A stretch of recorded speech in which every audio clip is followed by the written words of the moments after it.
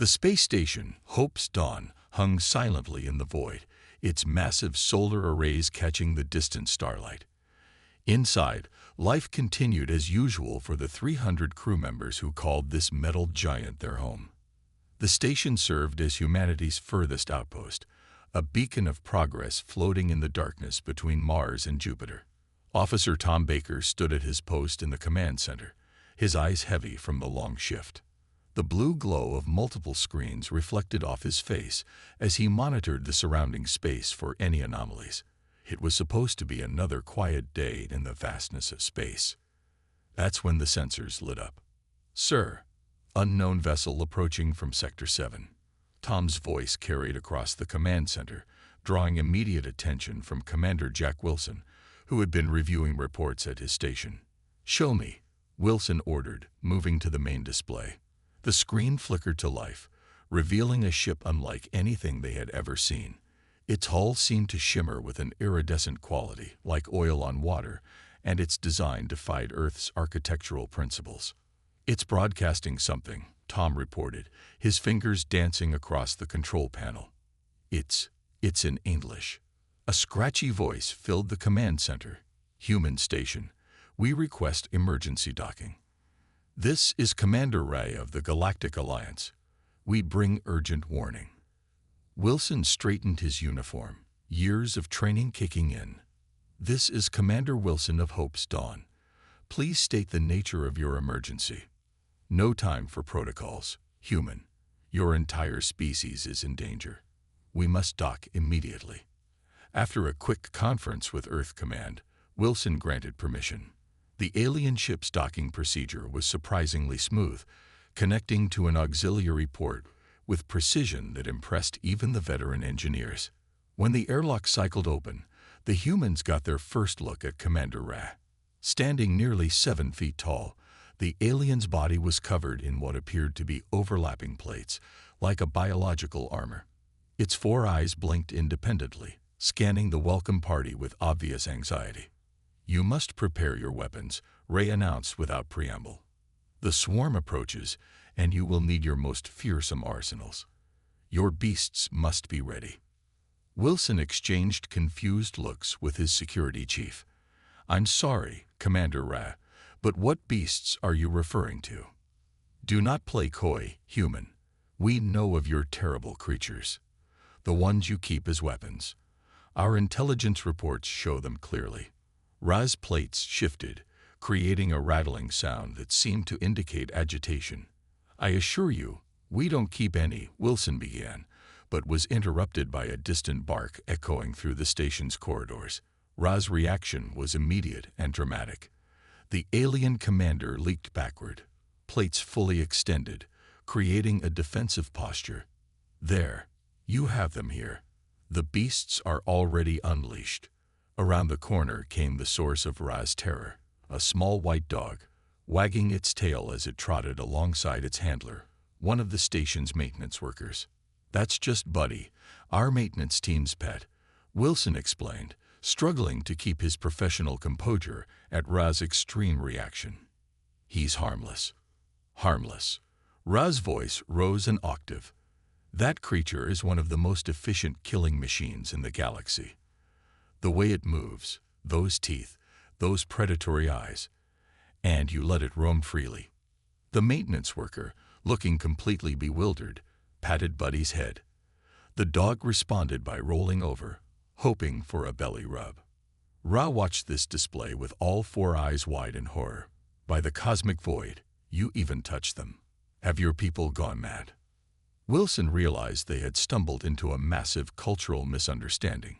Here was an advanced alien species, capable of interstellar travel, apparently terrified of what humans considered to be their best friend. "Commander Ra," Wilson said carefully, "I think we need to have a long discussion about our different perspectives on certain species." He paused as Buddy let out a happy yip, causing Ray to press against the far wall. "But first, you mentioned a warning about a swarm." "Yes," Ray replied, never taking their eyes off the dog. "A hostile force approaches your system. We came to help." But the alien commander gestured at Buddy, who was now chasing his own tail. I see you already have your ultimate weapons deployed. Perhaps we underestimated your readiness for war. Wilson pinched the bridge of his nose, feeling a headache coming on. This was going to be a very long day in space. In the station's main conference room, Commander Wilson sat across from Commander Ra, trying to maintain his composure as he explained the concept of domesticated dogs. The alien leader still flinched every time footsteps echoed in the hallway outside. "So you're telling me," Ray said, plates rippling with disbelief, "that you have an entire division of these creatures on your station?" Wilson nodded. "The K9 unit. They help with security, search and rescue, and even therapy for our crew members." Ra's 4 eyes blinked in rapid succession. "Therapy. You use apex predators for healing." Before Wilson could respond, the conference room door slid open. Lieutenant Anna West walked in with Rex, a German shepherd in a service vest. Ray immediately pushed their chair back so hard it hit the wall. "Sorry to interrupt, sir," Anna said, clearly trying not to smile at Ra's reaction. "But you asked for a demonstration of our canine capabilities." Wilson gestured for her to continue, while Ra's breathing apparatus made wheezing sounds of distress. "Rex here is one of our top security dogs," Anna explained, running her hand along Rex's back. "He can detect explosives, track missing persons, and assist in apprehending intruders." "Apprehending? With those teeth?" Ra's voice cracked. "And you willingly work alongside it?" Anna nodded, then gave a hand signal. Rex immediately sat at attention, his ears perked forward. "Rex, shake." The dog lifted his paw towards Ra, who nearly fell out of their chair trying to back away. "It's attempting to grab me with its forward appendage," Ray shrieked. "No, no," Wilson quickly interjected. "It's a greeting, a friendly gesture." Just then, the station's intercom crackled to life. "Commander Wilson to the observation deck. The K9 training session is about to begin." Ra's plates changed color slightly. "Training session. Would you like to observe?" Wilson offered, knowing this might help bridge their cultural gap. "It might help you understand how we work with our canine partners." 20 minutes later, they stood behind the safety glass of the observation deck, watching as handlers worked with their dogs in the zero-gravity training area. Dogs of various breeds floated gracefully through the space, responding to hand signals and voice commands. "Impossible," Ray whispered, pressing against the glass. "They move like trained soldiers." "They are trained," Anna explained. "But they're also our friends. Watch this." In the training area, a golden retriever named Cooper performed a complex rescue simulation, finding a hidden crew member and guiding them to safety, all while navigating in zero-G. "The precision," Ray muttered. "The control. And you achieved this without mind control devices." Wilson shook his head. "Just trust, training, and thousands of years of companionship between our species." Ra's plates shifted, and what they'd learned was a gesture of deep thought. "On our world, creatures similar to these nearly drove our ancestors to extinction. We developed our technology specifically to defend against them. And here you are, floating in space with them, treating them as equals." "Not exactly equals," Wilson corrected. "More like family members. Each dog has their own personality, their own quirks. They're not just tools or weapons." As if to prove his point, the training session ended, and the dogs immediately started playing with each other in zero, spinning and tumbling through the air with obvious joy. Ra watched this display with increasing fascination. "They appear happy." "Very," Anna confirmed. "Dogs are social creatures. They genuinely enjoy working and playing with humans." A small commotion at the deck's entrance drew their attention. A young crew member had arrived with a tiny corgi puppy, recently born in the station's small breeding program. Ra, who had been gradually relaxing, immediately tensed again. "What is D8?" "That's just a puppy," Wilson explained. "A baby dog." "You breed them?" Ray's voice rose again. "Here, in space." The puppy chose that moment to let out a high-pitched bark, causing Ray to jump so violently they hit their head on the ceiling. Perhaps, Wilson suggested diplomatically, we should continue this discussion somewhere else, and maybe talk more about that swarm you mentioned. Ra nodded vigorously, already backing toward the exit. Yes, anywhere away from your breeding program. As they left, Wilson couldn't help but wonder, if Ra was this terrified of puppies, how would they react when they discovered Earth had cats too? The station's medical bay was usually a place of calm and quiet, but today it echoed with the sound of alien distress.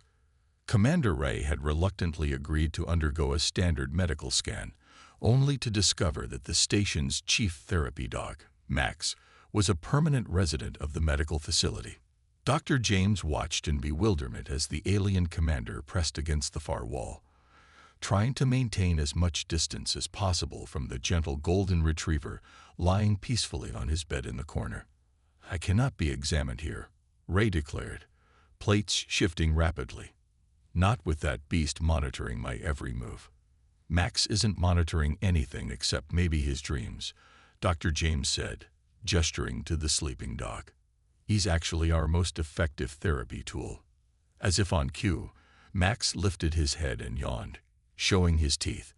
Ra made a sound that might have been a squeak if it hadn't come from a 7-foot-tall alien commander. Those fangs, and you let your sick and injured stay near it. At that moment, the medical bay doors opened, and 12-year-old Tommy wheeled himself in for his daily physical therapy session. The boy had been recovering from a space-related accident that had temporarily affected his ability to walk. Max, Tommy called out cheerfully. The golden retriever immediately perked up, tail wagging as he carefully padded over to the boy. Ra watched in horror as the dog gently rested his head on Tommy's lap. Child, you must not touch the beast. Its jaw strength cold. Could what? Tommy laughed, scratching behind Max's ears. Give me lots of kisses. As if to demonstrate, Max gave Tommy's hand a gentle lick, causing Ray to emit a series of clicking sounds that their translator couldn't process. Dr. James took advantage of Ray's stunned silence to explain. Max helps patients recover both physically and emotionally. He motivates them during physical therapy, provides comfort during painful procedures, and helps reduce stress and anxiety. Reduces stress. Ra's 4 eyes blinked in confusion. That creature. Tommy wheeled himself closer to Ra, Max padding along beside him. Want to pet him? He's really soft. Pet it. Ra's plates shifted to a pale color they hadn't seen before. Touch it, voluntarily. Here, Tommy held out a treat to Ra. Give him this. He'll be your friend forever. Ra took the small dog biscuit with trembling appendages. Max sat down, watching the alien with gentle brown eyes, tail sweeping the floor in slow, friendly wags. Just hold out your hand, Tommy encouraged. He's really gentle, I promise. With what appeared to be tremendous effort, Ra extended their arm, holding the treat at full stretch. Max carefully took the biscuit, his teeth barely grazing Ra's armored fingers. See, Tommy grinned. He's like a big teddy bear. I touched it, Ra whispered. And it didn't attack. How is this possible? Dr. James pulled up some brain scans on a nearby screen. Look at these readings. When patients interact with Max, their stress levels decrease significantly. Even some of our crew members who were initially afraid of dogs have learned to appreciate his presence. Ra studied the scans with growing interest. Your species has managed to completely reverse the natural predator-prey relationship. This is unprecedented. Max, having finished his treat, lay down next to Tommy's wheelchair, chin resting on his paws. His eyes stayed fixed on Ra, but there was nothing predatory in his gaze, just patient friendliness. Would you like to try petting him? Tommy offered again.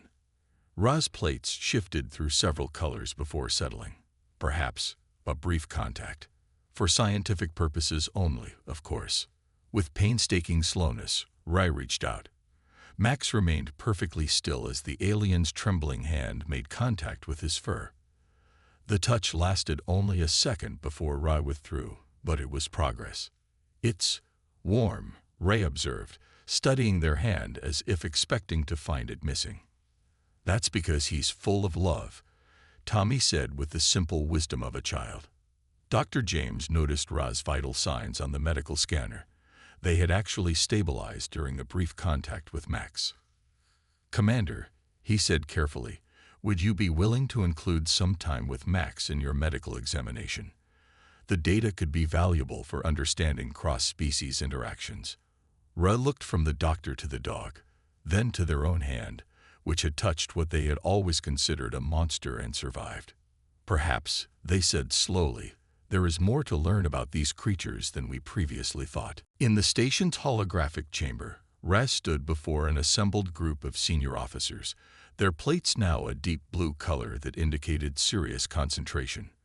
The room's projectors hummed to life, creating a three-dimensional image of a distant world, Ra's homeworld.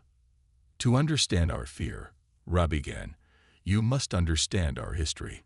This is Kepler 4, as it was 10,000 years ago." The hologram shifted, showing vast plains covered in strange, purple vegetation. Massive rock formations dotted the landscape, providing natural shelter. But what caught everyone's attention were the creatures moving through the tall grass. "We called them the Shadow Stalkers," Ray explained, their voice dropping lower. "They hunted in packs, much like your dogs, but they were far larger, far more aggressive." The hologram zoomed in on one of the creatures. It stood nearly as tall as a horse, with 6 legs and a long, whip-like tail. Its head was unmistakably canine in appearance, complete with pointed ears and a powerful jaw. Commander Wilson leaned forward. "They look similar to ancient wolf fossils from Earth." "Yes," Ra's plates rippled. "When we first saw images of Earth's wolves and dogs, we thought you had somehow weaponized the Shadow Stalkers. Our ancestors lived in constant fear of these beasts." The hologram changed, showing primitive settlements built high in the rock formations. "We could only survive by living above ground level. The Shadow Stalkers couldn't climb the smooth rock faces." "How did your species develop technology under such conditions?" Dr. James asked, fascinated. "Necessity," Ray replied. "Our first major technological advancement was the creation of sonic barriers. The Shadow Stalkers had extremely sensitive hearing. The hologram demonstrated ancient devices emitting waves that kept the predators at bay. From there, we developed increasingly sophisticated ways to defend ourselves. Our very architecture was shaped by this conflict." The image showed cities built on towering pillars, connected by bridges high above the ground. Lieutenant Anna spoke up. "But what happened to these Shadow Stalkers? They clearly don't exist anymore." Ra's plates shifted to a darker shade. "As our technology advanced, we began to fight back. We developed weapons specifically designed to target their sensory systems. Within a few centuries, we had driven them to extinction."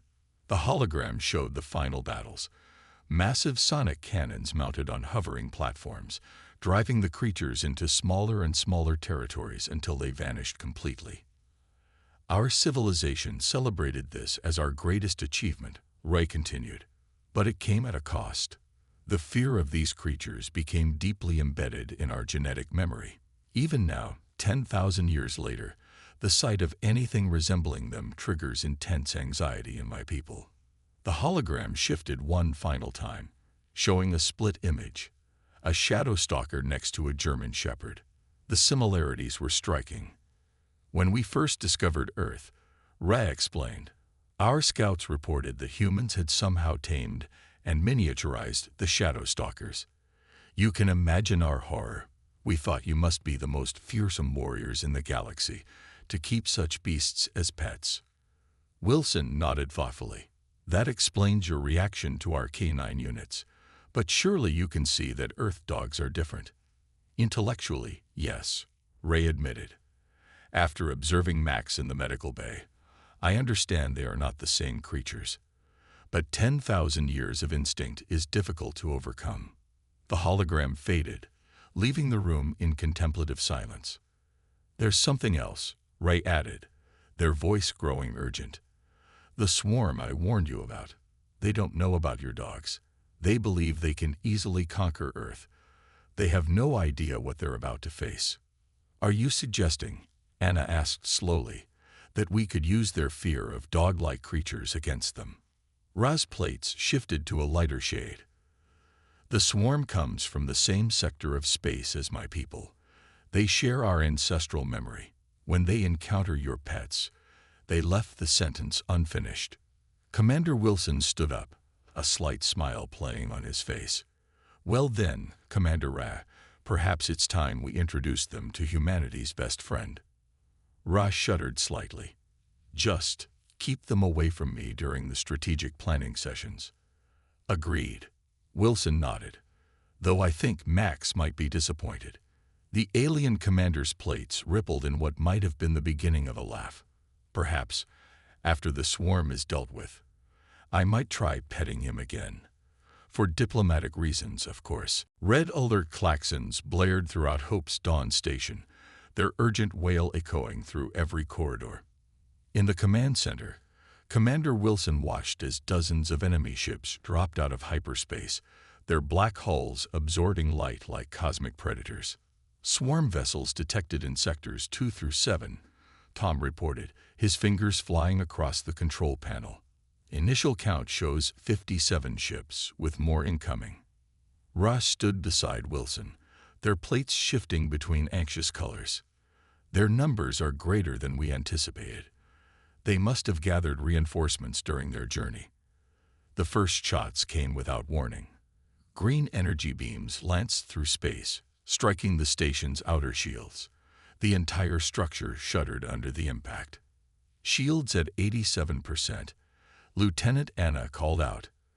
"But they're using some kind of resonance weapon. Each hit is more effective than the last." Wilson keyed the station-wide comm. "All personnel to battle stations. This is not a drill." "Repeat, this is not a drill." In the kennel section, the K9 handlers were already mobilizing. Dogs of various breeds, all trained for space combat operations, were being fitted with their specialized space armor, lightweight suits that protected them from vacuum while allowing full mobility. "Multiple hull breaches detected in sectors 3 and 6, Tom announced. "Security teams responding, but they're reporting some kind of cybernetic boarding parties." Ra's plates turned almost white. "The swarm uses autonomous combat drones. They're nearly impossible to stop with conventional weapons." "Then it's a good thing we don't just have conventional weapons," Wilson replied. He pressed a button on his command chair. "Lieutenant Anna, release the K9 units." Through the station's security feeds, they watched as armored dogs and their handlers moved to intercept the invaders. The swarm's combat drones, sleek metallic constructs with multiple limbs, froze at the first sight of the approaching canines. "They're neural networks," Ray explained, watching in fascination.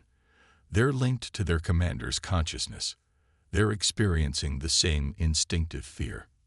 In Section 3, a German shepherd named Duke charged at a group of drones, his space armor's magnetic paws allowing him to run along the walls and ceiling. The drones, despite their advanced weaponry, began to retreat in disarray. "It's working," Anna reported, excitement in her voice. "The drones are falling back to their entry points." But the victory was short-lived. New alarms blared as more boarding pods punctured the station's outer hull. "They're adapting," Ra warned. "The swarm commanders are forcing their drones to override their fear response." Wilson watched as the security feeds showed the drones advancing again, their movements jerky but determined. "All handlers, fall back to defensive positions. Protect the critical systems." In the medical bay, Dr. James and his staff were evacuating patients when 3 drones burst through the ventilation system. They raised their weapons, targeting systems locking onto the helpless humans. Then Max, still wearing his therapy dog vest, stepped between the drones and the patients. The golden retriever didn't growl or bark. He simply wagged his tail, and took a step forward.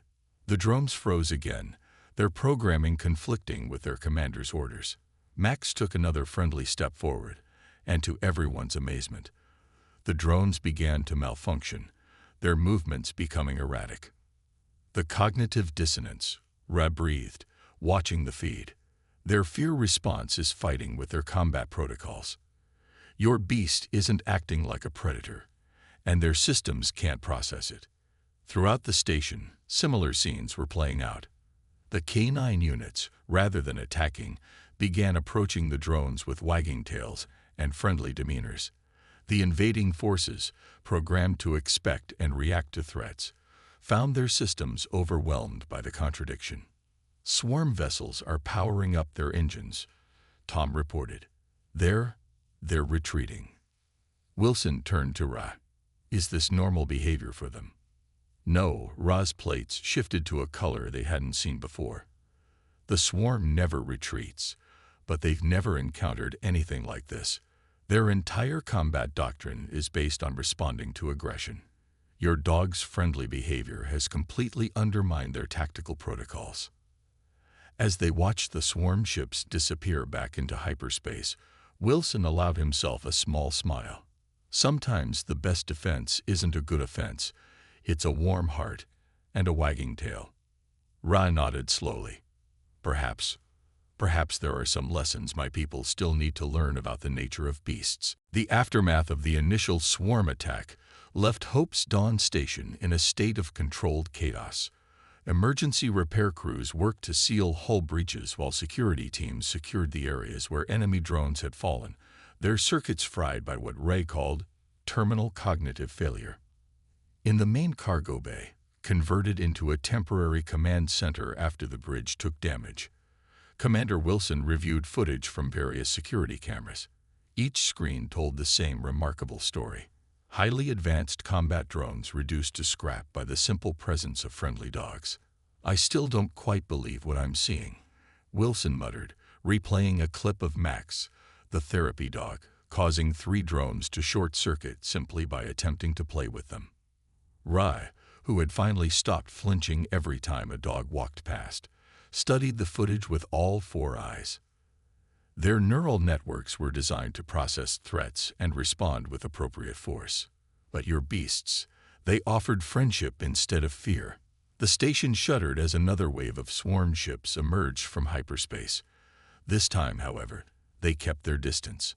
They're holding position at maximum weapons range, Tom reported from his temporary station. Reading multiple energy signatures, they're charging something big. Ra's plates shifted to alarm colors. A mass driver. They're going to try to punch through the station's hull from a distance. Smart. It keeps their forces away from your defensive assets. Wilson smiled. That's what they think. Lieutenant Anna, is Operation Fetch ready? Anna grinned. Yes, sir. K9 units are suited up and ready in the launch bays. Handlers are standing by. The next few minutes were a flurry of activity as space-armored dogs and their handlers boarded modified rescue pods. These small vessels, originally designed for space rescue operations, had been quickly adapted for their new mission. Swarm vessels are still charging their main weapons, Tom announced. 2 minutes to full power. Launch Operation Fetch, Wilson ordered. Dozens of pods shot out from the station's launch bays, each carrying a dog and handler team. The swarm ships, detecting the approaching vessels, initially held their fire. Their scans showed no weapons. Then the pods split open. Dogs in space armor sailed through the void, their magnetic boots allowing them to land directly on the hulls of the swarm vessels. The sight of what appeared to be armored canines running across their ships caused immediate panic among the swarm commanders. Their command networks are going haywire, Ray reported, monitoring the enemy communications. They're actually fighting each other for escape vectors. The massive swarm fleet, which had seemed so threatening moments before, dissolved into chaos. Ships collided as they tried to retreat, their carefully coordinated attack plan shattered by the sight of space dogs playing fetch with their own defensive drones. In the midst of this confusion, Max had somehow gotten loose from the medical bay. The therapy dog, wearing a hastily attached spacesuit, floated past the command center's window, tail wagging as he chased a piece of disabled swarm technology. "Someone get that dog back inside," Wilson ordered, trying not to laugh at the absurdity of it all. But Max's unauthorized spacewalk had an unexpected effect. The swarm's flagship, attempting to coordinate the retreat, suffered a complete systems failure when its sensors focused on the golden retriever doing zero-gravity somersaults while trying to catch what looked like an enemy drone's severed arm. Their entire command and control network just crashed, Ray announced, plates rippling with what might have been amusement. They literally cannot process a predator species acting playful in space. The retreat turned into a rout. Swarm ships vanished into hyperspace by the dozens, leaving behind scattered debris and confused dogs who seemed to think this had all been an elaborate game of fetch. As recovery teams worked to collect the spacewalking K9 units, Wilson turned to Ra. "Think they'll be back?" The alien commander's plates shifted through several colors before settling on a calm blue. "No. The swarm operates on fear and intimidation. You've shown them something they fear more than death itself, the incomprehensible sight of friendly predators." Through the window, they watched as Max was finally corralled by his handler, still clutching his trophy from the battle and looking immensely pleased with himself.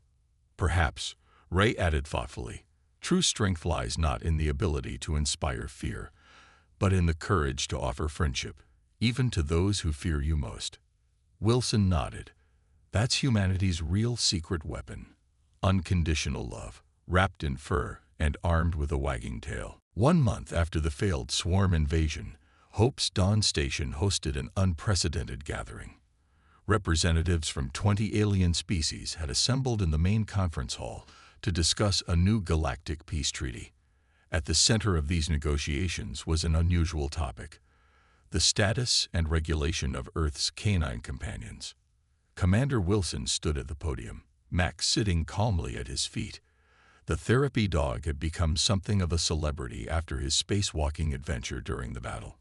Around the room, various alien diplomats maintained careful distances from a handful of dogs present, though their reactions weren't quite as extreme as they had been weeks ago. "The terms are simple," Wilson announced. "Earth will establish a K9 Corps as part of the Galactic Peace Force, but all handler teams will follow strict protocols regarding interaction with other species." Ra, now serving as the chief diplomatic liaison, stepped forward. Their plates had settled into a newfound pattern that indicated growing comfort. "My people have spent generations fearing creatures like these, but through this conflict, we've learned that fear itself can be tamed." As if to demonstrate, Ra reached down and carefully patted Max's head. Several diplomats gasped, but Ra's plates remained steady. "If I can overcome 10,000 years of instinct, perhaps we all can learn to see beyond our prehistoric fears." The Galactic Council's main representative, a floating crystalline being, chimed in with a harmonious tone. "The humans have demonstrated that what we perceive as weapons can instead be instruments of peace. Their dogs showed mercy to the swarm when they could have attacked." In the corner of the room, a German shepherd named Duke played gently with a ball, causing a minor stir among the more nervous delegates. But instead of panic, there were now murmurs of curiosity. "We've begun a pilot program," Wilson continued, "training therapy dogs to work with species who wish to overcome their fear of canine-like creatures. Participation is entirely voluntary, of course." Dr. James stepped forward with some remarkable data. "In just 3 weeks, we've seen a 60% reduction in fear response among participating aliens. The dogs seem to instinctively understand the need for gentler approaches with non-human species."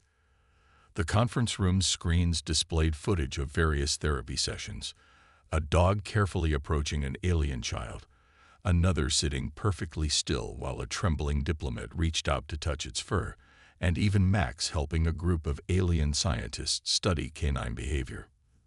"There's an old Earth saying," Wilson added, "perfect love casts out fear. Our dogs have proven this across species barriers we never imagined crossing." Ra nodded, their plates shifting to proud colors.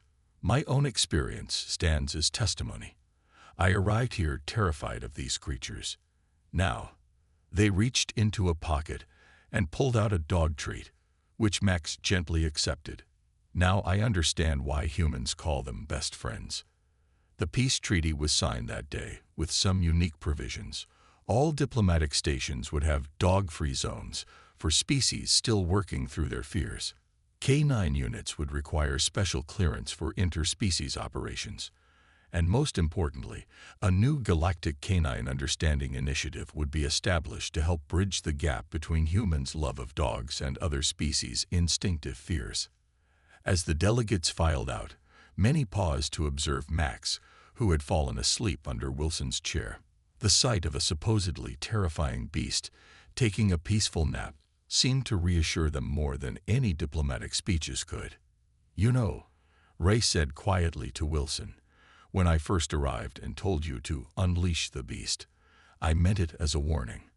I never imagined that the beasts would save us all by being themselves." Wilson smiled. Sometimes the greatest power isn't in teeth or claws, but in a willingness to love without conditions.